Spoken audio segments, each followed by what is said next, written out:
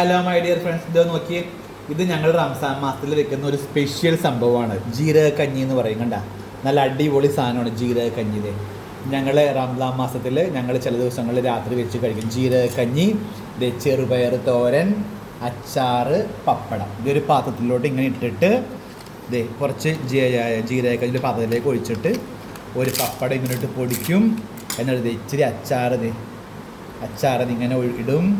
പിന്നെ അത് കഴിയുമ്പോൾ നല്ലോണം ചെറുപയർ ഇങ്ങനെ അതോട്ട് അങ്ങോട്ട് ഇടും. കണ്ട, ഇങ്ങനെ അങ്ങോട്ട് മിക്സ് അങ്ങോട്ട് ചെയ്യും. മനസ്സിലായ?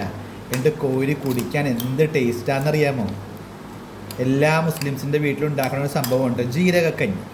ഇന്ന് ഞങ്ങളുടെ ഒരു സ്പെഷ്യൽ ഡേ ആണ്, 17-ാം രാവെന്ന് പറയും.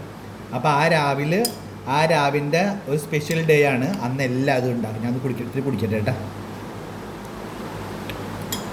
ആഹാ, നല്ല അടിപൊളി.